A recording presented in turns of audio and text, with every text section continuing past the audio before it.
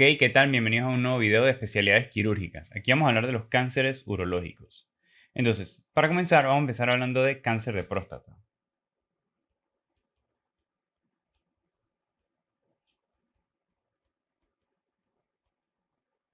Ok, entonces, ¿qué es lo que pasa con el cáncer de próstata? Bueno, aunque es el segundo cáncer más incidente o más común en los hombres luego del cáncer de piel, el tema es que muchas personas mueren con el cáncer de próstata más bien que del cáncer de próstata. Ok, ¿qué es lo que pasa? Lo que pasa es que a medida que va aumentando la edad de las personas, es más, el factor de riesgo número uno, FR, el número uno es la edad. Entonces, mientras mayor es la edad de los hombres, más es las probabilidades de que tengan un cáncer de próstata.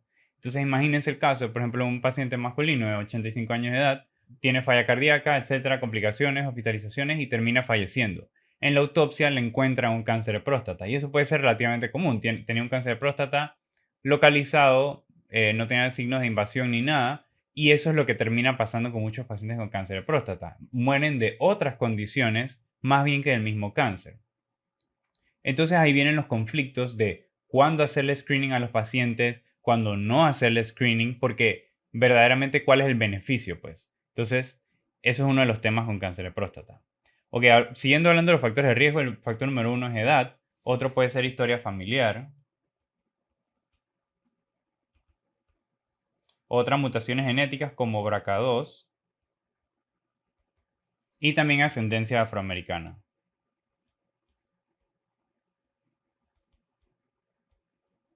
En cuanto a la clínica de cáncer de próstata, usualmente los pacientes van a ser asintomáticos, es lo más común.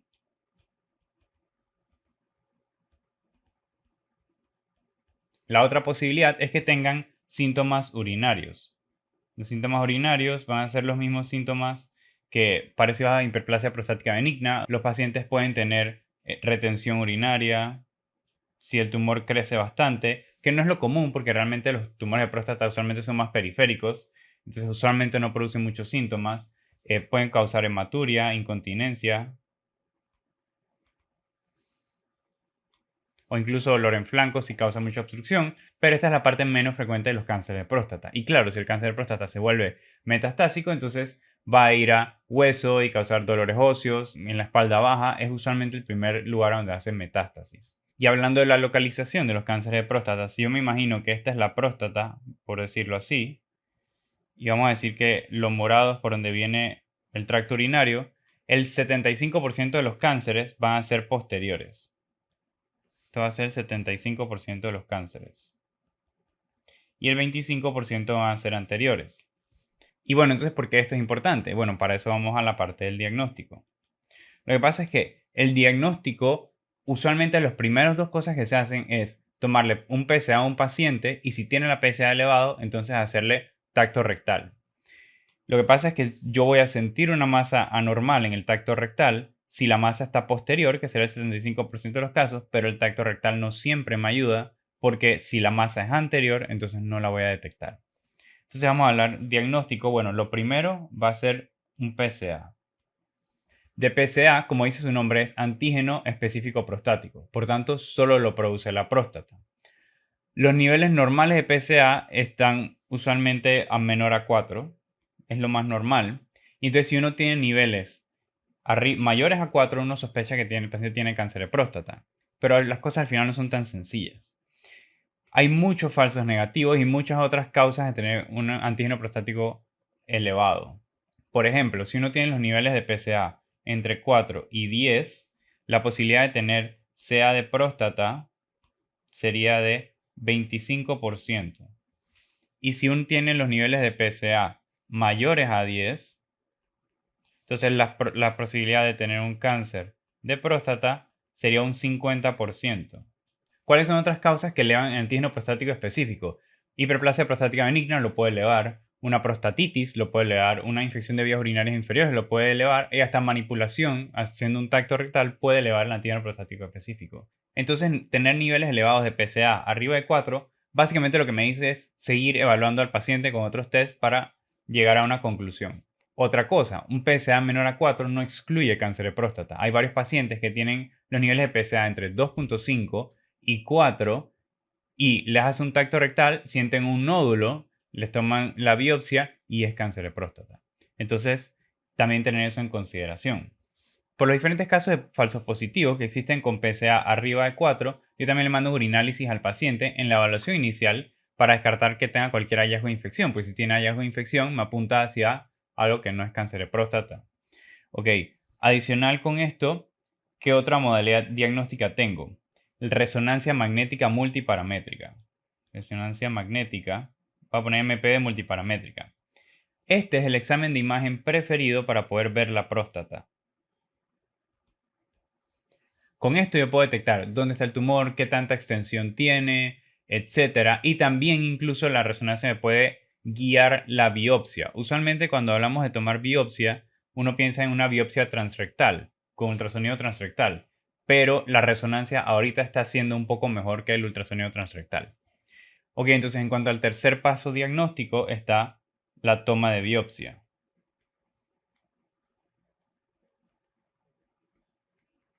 Antes de decidir si yo quiero tomar la biopsia, hay otras cosas que me pueden ayudar a decidirme. Yo puedo tomar la relación entre PSA libre y PSA total. Entre PSA total. Lo que pasa es que PSA libre lo van a producir las otras patologías que no son cáncer, pero cáncer casi no lo va a producir. Por tanto, la relación de PSA libre sobre PSA total menor a 10 a 20% me sugiere cáncer de próstata. Otras dos cosas que yo puedo hacer es medir la densidad prostática, o sea, divido el PSA entre el volumen total de la próstata. Y lo otro que yo puedo hacer es medir los niveles de PSA3 en orina, que son un poco más específicos de cáncer de próstata. Entonces, vamos a decir que ya hice todo esto, igual quiero hacer la biopsia para confirmar. Entonces, la biopsia la puedo guiar puede ser guiada con la resonancia magnética o ultrasonido transrectal. En cuanto al ultrasonido transrectal, si está la opción de la resonancia, se va a preferir más la resonancia porque el ultrasonido transrectal tiene un falso negativo hasta de 46% en las tomas de algunas biopsias. Es muy difícil encontrar o reconocer un cáncer adecuadamente en ultrasonido. Entonces, ¿qué pasa una vez que se toma la biopsia? Se calcula el grado de Gleason.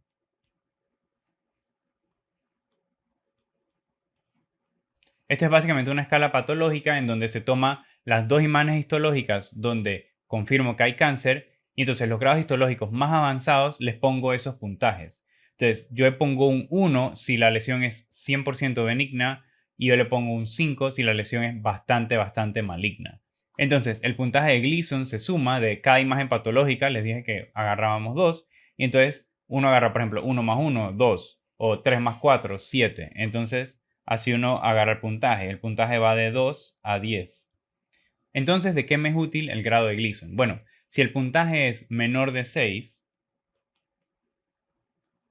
la sobrevivencia a los 5 años es súper buena, buenísima. Es arriba del 96% sobreviven a los 5 años. Pero si el puntaje es más alto, por ejemplo, si es, 7 a 8, la sobrevivencia va bajando bastante, va bajando incluso en 8, 4 más 4 está rondando entre 48% y en 7 puede estar rondando entre 60% la sobrevivencia a los 5 años y si es 10, la sobrevivencia va por un 26% a los 5 años. Entonces, todos estos datos yo lo voy a usar al momento de planear mi tratamiento. Ok, entonces ahorita vamos a hablar un poco del tratamiento. Tratamiento y manejo de cáncer de próstata. Entonces, aquí hay dos opciones. Una es que yo voy a hacer una vigilancia activa y eso es tal como lo dice el nombre, es decir, no tratar al paciente. Sí, le diagnostiqué cáncer de próstata, pero no lo voy a tratar, solo lo voy a vigilar, lo voy a observar y voy a ver que no progrese mucho o voy a activamente tratarlo.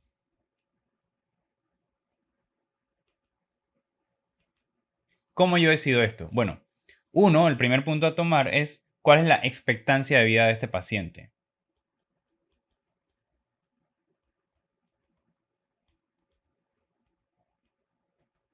Si el paciente tiene una expectancia de vida menor a 5 años, entonces yo me voy a ir por una vigilancia activa. ¿Por qué? Porque no me va a servir de nada tratar este cáncer de próstata si probablemente pues el paciente termine falleciendo por otras causas. Al final le voy a causar más daño, al final le voy a causar más morbilidad y más sufrimiento. Si la expectancia de vida es mayor a 5 años, entonces el manejo va a depender del estadiaje.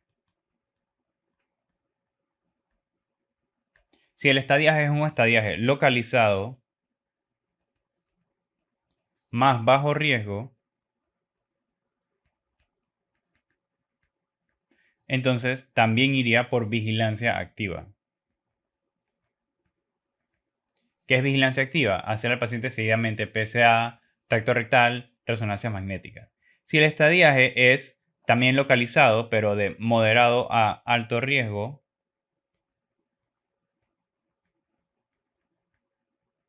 entonces ahora sí iniciaría a intervenir. ¿Cómo intervengo? Bueno, puedo hacer una prostatectomía al paciente, quitar la próstata,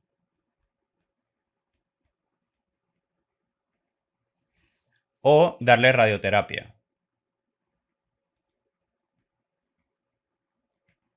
Sería ideal comenzar dándole radioterapia porque si le da una prostatectomía radical al paciente, entonces puede dejarle con incontinencia urinaria y varios otros efectos pues, adversos. Pero si la radioterapia falla, entonces sí tendría que ir a la parte de la prostatectomía. Ahora viene la parte importante. Esto sería esto más TDA. ¿Qué es TDA? Terapia deprivante de andrógenos. ¿Qué es lo que pasa aquí? Lo que pasa es que la próstata es dependiente de testosterona o dihidrotestosterona más que todo, test o DHT. Entonces, los cánceres también son dependientes de testosterona y dihidrotestosterona. Si yo le quito los andrógenos al paciente, esto es una terapia muy efectiva para cáncer de próstata. Entonces, la TDA o terapia deprivante de andrógenos, hay dos formas de hacerlo. Una es castración quirúrgica.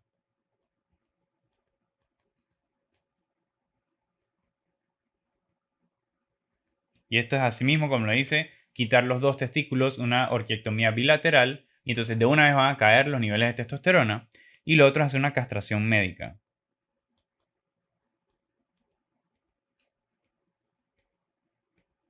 Esto se hace con agonistas o antagonistas de GnRH. Por ejemplo, leuprolide. Y si el cáncer es metastásico, usaría un inhibidor de síntesis de andrógenos como abiraterona. Ok, ahora qué es lo otro importante mencionar, el seguimiento. Ok, tengo un paciente, cáncer de próstata, está localmente avanzado, tuve que hacer una prostatectomía radical, le quité la próstata, le di terapia deprivante de andrógenos, fue quirúrgica, tuve una arquectomía bilateral y el paciente se curó. Le hice un PET-CT para ver si tenía metástasis, no tenía metástasis en ningún lado, los niveles de PSA están nulos, cero, entonces, ¿cómo yo hago el seguimiento del paciente? Lo que yo voy a hacer con el seguimiento es que yo voy a medir los niveles de PSA cada 6 meses al principio y luego cada año. Y entonces estos niveles de PSA tienen que estar indetectables. Como les dije, la próstata es la única que produce PSA. Entonces, en este paciente que ya fue tratado para cáncer de próstata, ya él no debe tener niveles detectables de PSA. Entonces, si en algún momento, vamos a decir, a los 3 años le estoy viendo PSA cada 6 meses y a los 3 años sale PSA de vuelta detectable en sangre, es que el paciente tiene muy probablemente una recurrencia. Entonces hay que hacerle pues muchos más estudios porque está teniendo recurrencia del cáncer de próstata. Ok, entonces seguimos al siguiente cáncer. Vamos a hablar de cáncer testicular.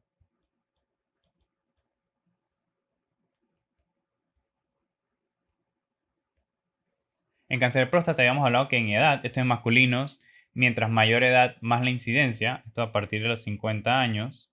Bueno, en cáncer testicular va a ser diferente. Va a ser también masculino, claramente, pero va a ser usualmente entre los 20 y los 35 años de edad. Factores de riesgo para cáncer testicular. Hay varios, pero los importantes es que uno, que el paciente tenga historia de criptorquidia. o que el paciente haya tenido un cáncer contralateral. Además de eso, otros factores de riesgo pueden ser historia familiar, síndrome de Klinefelter o que el paciente sea infértil o subfértil. Vamos a hablar de los tipos de cáncer testicular que existen. Ok, primero, seminoma. Seminoma es el más común.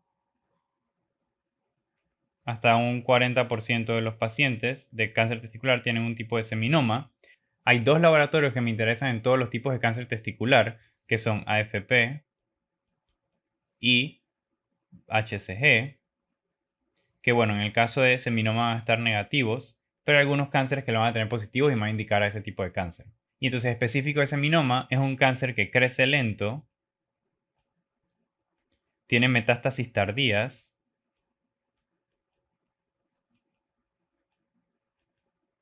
y es radiosensible.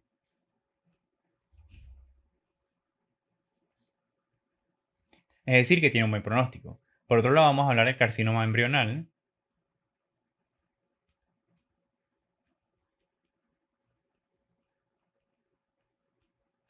Ese también tiene AFP negativo y HCG negativo. Y este va a ser agresivo, maligno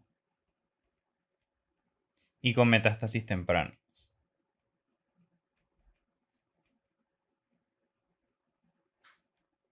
Está el teratoma. Este usualmente cuando pensamos en un teratoma nos recordamos un tumor en los ovarios de las mujeres, pero que es algo casi siempre benigno. Pues en los hombres no necesariamente es así. Ok, en cuanto a AFP, beta HCG también es negativo. Y este es un tumor que es frecuente en niños y usualmente en ellos va a ser benigno. Pero si les dicen que es un teratoma en un adulto, entonces este tumor va a ser bien maligno. Tenemos el coriocarcinoma.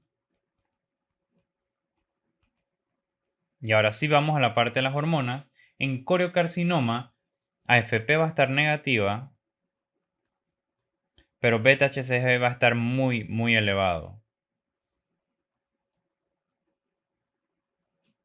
Estos niveles muy, muy elevados de beta HCG va a ser muy similar a lo que las mujeres son el embarazo molar, que pueden pues, producirle todos los síntomas que pueden producir beta HCG muy elevado, eso le puede producir náuseas, vómitos, etc. Y además los pacientes pueden tener hipertiroidismo por la similitud entre HCG y TSH. Las unidades son muy parecidas, entonces los pacientes pueden presentarse con un hipertiroidismo y tener un coriocarcinoma testicular. Este es un tumor que va a ser maligno, va a ser agresivo y tempranamente va a ser metástasis pulmonares.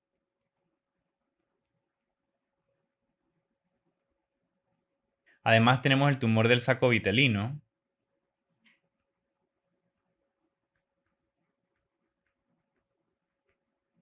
Este es el otro que me interesa porque en este AFP va a estar bien elevado y HCG va a estar normal. Este tumor es el tumor más frecuente en los niños de 1 a 4 años de edad. Es agresivo y puede ser bien maligno. Además de esto está el subtipo mixto. Y en cuanto a subtipo mixto no hay mucho que decir, puede ser una combinación de cualquiera de los anteriores y dependiendo de qué porcentaje tenga más va a ser los síntomas. Si es 75% un seminoma va a ser bueno, un tumor más benigno y si es 75% un carcinoma embrional va a ser bien maligno. Pues. Entonces, dependiendo de qué sea predominante, es cómo van a ser los síntomas, los hallazgos, etc. Tenemos también los tumores de las células de Leydig.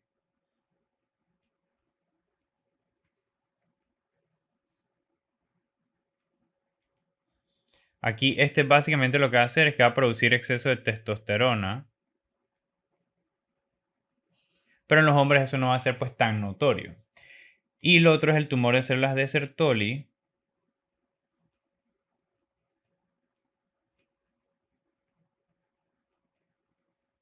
Aquí este va a producir exceso de estrógenos. Entonces, como se imaginarán, los pacientes van a tener ginecomastia. ¿Cómo lo diagnostico? Bueno, usualmente en cuanto a los pasos diagnósticos, lo primero va a ser un ultrasonido. Básicamente el ultrasonido me va a decir si es un tumor o no es un tumor. ¿Qué es otra cosa que yo haría? Una tomografía de abdomen o abdominopélvica para buscar ganglios paraórticos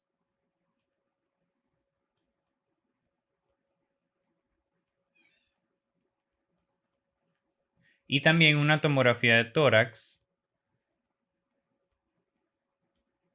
para buscar si hay metástasis en tórax. Ok, explico la parte de los ganglios paraórticos aquí en la siguiente imagen. Este sería seguimiento de tumores testiculares. Ok, lo que pasa es que vamos a decir que el testículo es esto morado que está aquí. Y vamos a decir que este punto amarillo sería el tumor. Y aquí está el otro testículo. Que es muy importante recordar de la embriología y anatomía de los testículos, ellos no drenan a los ganglios inguinales, ni los superficiales ni los profundos. Ellos drenan directamente a donde ellos salen embriológicamente y eso va a terminar siendo los ganglios paraaórticos. Está la aorta. Entonces, los ganglios que se van a formar si el tumor empieza a hacer metástasis van a ser estos ganglios acá. ¿Qué es lo otro? De aquí, usualmente ellos van a viajar. El tumor pues termina viajando hacia pulmón, que es uno de los lugares donde hacen metástasis, o el otro lugar donde hacen metástasis es en cerebro. ¿Cómo sería el manejo? Bueno, una vez que ya le hice el ultrasonido al paciente, sospecho que es pues un cáncer testicular, lo más probable, entonces yo no le puedo tomar biopsia. Este es lo primero, no se toma biopsia. Tanto en tumores de ovario como en tumores testiculares, esa nunca es la respuesta en el examen. Si yo punciono el testículo, yo puedo regar el tumor o las células del tumor en el escroto y todo el espacio pues alrededor del testículo y eso me va a causar muchas complicaciones. Entonces yo no tomo biopsia para no ir regando el tumor. Esto es algo característico de este tipo de cáncer. Entonces, ¿qué es lo que yo haría? En el manejo yo iría directamente a una orquiectomía radical. Y el abordaje sería inguinal. Antes de hacer esto, yo le ofrezco al paciente, o sea, porque va a ser un masculino joven, se le ofrecen criopreservación de la esperma por el hecho de que, aunque solo le estén quitando un testículo, igual la parte de la manipulación y todo lo demás, los pacientes quedan subfértiles o con baja fertilidad. Luego de esto, dependiendo del estadiaje que se pues, saque en patología, la muestra que se tomó, entonces yo añadiría quimioterapia o radioterapia. Más radio o más quimio. En quimio, el régimen usualmente puede ser BP, B de bleomicina, E de toposide y P de cisplatino. Y por si acaso les aviso, de aquí puede salir la pregunta que recuerden que bleomicina puede causar fibrosis pulmonar bien severa. Entonces, pueden estar hablando de un paciente que tiene fibrosis pulmonar y fue tratado para un cáncer testicular. Probablemente estén hablando de bleomicina y que causó fibrosis pulmonar. En cáncer testicular el pronóstico usualmente es excelente porque la verdad es que a pesar de que haya metástasis en cáncer de testículo, estos tumores responden bastante a quimioterapia. Así que incluso con metástasis puede haber una respuesta pues completa de los pacientes. Por último voy a mencionar brevemente los diagnósticos diferenciales de una masa en testículo. Me importan básicamente dos. Uno sería hidrocele. Sí, aquí se van a quejar que hay una masa en el testículo, pero usualmente la hidrocele ocurre en recién nacidos. Esto sucede porque pues, el ducto vitelino no cierra adecuadamente. Entonces se acumula agua, básicamente si esto fuera el testículo y acá está el escroto, se acumula agua en este espacio aquí. Entonces básicamente se va a palpar una masa pues bien suave en el testículo y si le hago transiluminación,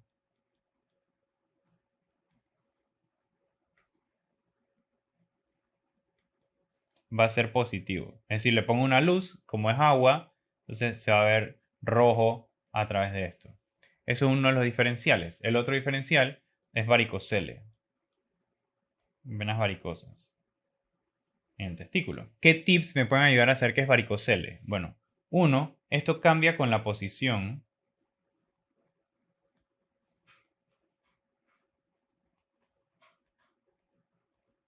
Usualmente eso es un tip que dan en los exámenes, que el paciente se para y se reduce la masa y cuando se sienta se acuesta, entonces se palpa más la masa. ¿Cómo se va a palpar? Le dicen bag of worms en inglés.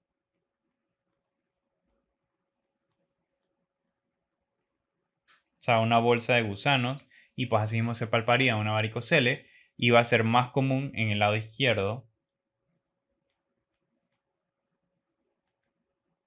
¿Por qué va a ser más común en el lado izquierdo? Por la misma pues anatomía. Si tengo la parte de los dos testículos, uno, el de la derecha, drena directamente a la vena cava, pero la vena gonadal izquierda drena hacia la vena renal y luego de la vena renal entonces viene para acá. Entonces por el lado del trayecto uno está más predispuesto a varicoceles del lado izquierdo que del lado derecho e incluso en un síndrome donde hay una oclusión aguda de la vena renal, un tumor, un coágulo, etcétera, los pacientes van a tener varios hallazgos, probablemente hematuria, falla renal, todo lo que se imaginen cuando haya obstrucción de la vena renal, pero va a tener varicoceles también.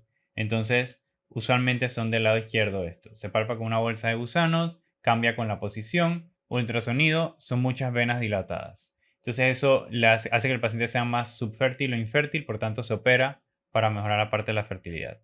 Ok, entonces vamos a ir al siguiente cáncer. Vamos a hablar de cáncer de vejiga.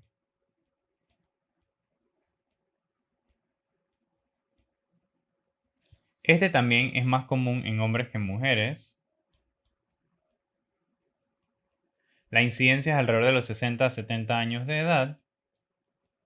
Y entonces, ¿qué factores de riesgo tienen los pacientes? El factor de riesgo número uno es fumar. Si un paciente tiene un cáncer de vejiga es porque es fumador. Así de sencillo. O sea, el factor de riesgo número uno de cáncer de vejiga urinaria es fumar. Ok, hay varios otros factores de riesgo. Voy a mencionar los 4 más importantes porque aquí hay muchísimos. Otro factor de riesgo es esquistosomiasis.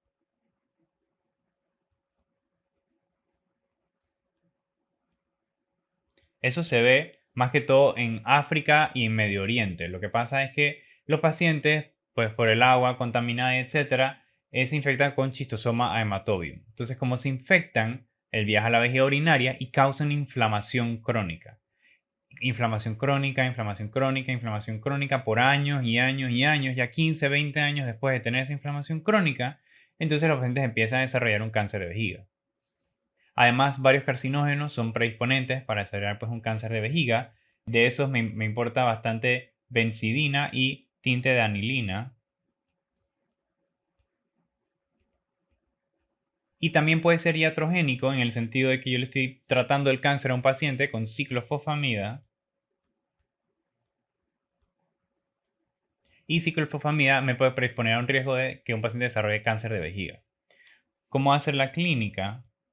Bueno, básicamente en cuanto a la clínica, lo más importante es que los pacientes van a tener hematuria. Lo más probable es que tengan una hematuria macroscópica y entonces por tanto acudan a evaluación, orinosangre, ¿qué me está pasando? Usualmente va a ser sin dolor. También sería posible tener síntomas de frecuencia urinaria, urgencia urinaria, etcétera, pero pues no es tan común. En cuanto a al diagnóstico, aquí iría directo a hacer una cistoscopía, que va a ser la forma más fácil de encontrar el cáncer y por ahí mismo tomo la biopsia. Y a estos pacientes también debería hacerles una tomografía abdominal. En cuanto al tratamiento, va a depender del estadiaje del cáncer. Si es un cáncer que es muy temprano, yo puedo hacer una resección transuretral.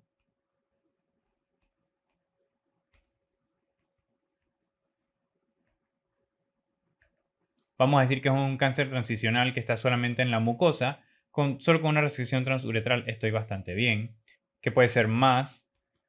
una BCG, dependiendo de qué tan avanzado es. Sí, BCG de la vacuna de tuberculosis causa una reacción inflamatoria y detiene la progresión del tumor. O también quimioterapia. Si es más avanzado, entonces iría a hacer una cistectomía. Saco toda la vejiga urinaria y todos los ganglios adyacentes y también pues le añado su quimioterapia. Y si ya es metastásico, entonces ya sería pues terapia paliativa. Ok, entonces vamos a el último cáncer, que es el cáncer renal.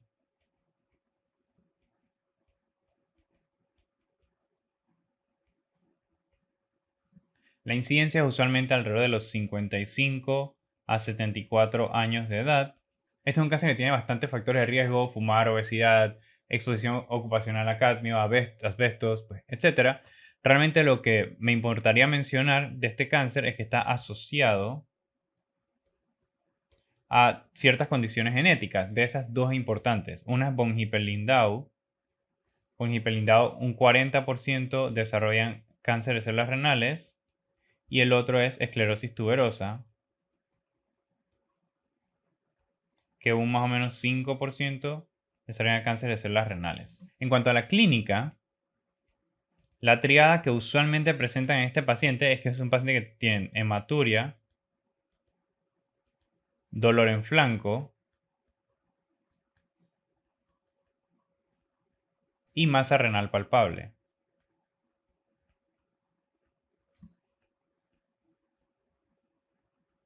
Pero la triada se ve si acaso un 10 a 15% de los cánceres. Solo hematuria se ve más o menos un 60% de las ocasiones, dolor en flanco como un 40%, masa renal palpable como un 30%. El resto de los casos, usualmente los pacientes van a estar asintomáticos, pues más temprano en la enfermedad, y bueno, los síntomas inespecíficos de pérdida de peso, fatiga, fiebre, etc. Aquí sí quiero mencionar en cuanto a los laboratorios. Los pacientes pueden estar o anémicos o con eritrocitosis. ¿Por qué? Anemia, pues por la parte de que un cáncer es un cáncer, es una enfermedad crónica, y entonces uno tiene anemia de enfermedad crónica, pero eritrocitosis porque el cáncer puede producir eritropoyetina. Como es un cáncer renal, uno de los síndromes paraneoplásicos es que produzca eritropoyetina, y por lo tanto los pacientes pueden tener eritrocitosis. Incluso los pacientes también podrían tener leucocitosis o trombocitosis también. Adicional, los pacientes pueden presentar hipercalcemia. Esto por la producción de PTH-RP, péptido relacionado a la PTH. Otro síndrome paraneoplásico de este cáncer. Pueden tener elevación de AST y ALT. Y claro, de Boone y creatinina también. Además de estas cosas que le mencioné aquí, unas complicaciones quizás un poco más raras podrían ser hipercortisolismo secundario por producción de ACTH de este cáncer, hipertensión por producción de renina de este cáncer o encefalitis límbica también. Todos estos síndromes paraneoplásicos. Este es un cáncer que puede causar también, similar al cáncer de pulmón, varios síndromes paraneoplásicos. El diagnóstico pues, va a ser sencillo con un CAT abdominal contrastado.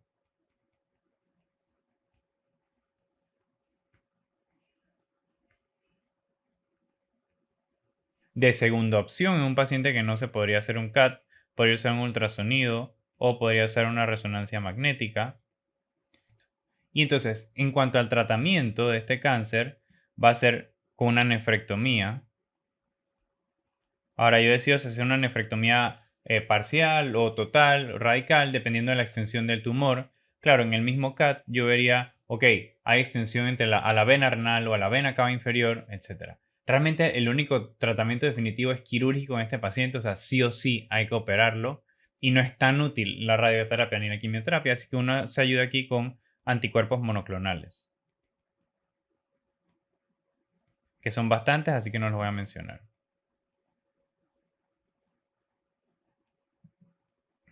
Y entonces, para terminar, un último datito que quiero mencionar de los tumores testiculares: 5 a 10% de los tumores testiculares pueden ser extragonadales. Es decir, pueden estar en la línea media, pero en cualquier punto, desde la glándula pineal hasta el coxis. Entonces, es posible tener un tumor testicular extragonadal, por ejemplo, en el mediastino, en el retroperitoneo o intracraneal, incluso en la glándula pineal o en la región supracelular. Así que eso sería una posibilidad, pero es poco probable que lo pregunten. Entonces ya sería todo con los cánceres renales. Los veo para el siguiente video.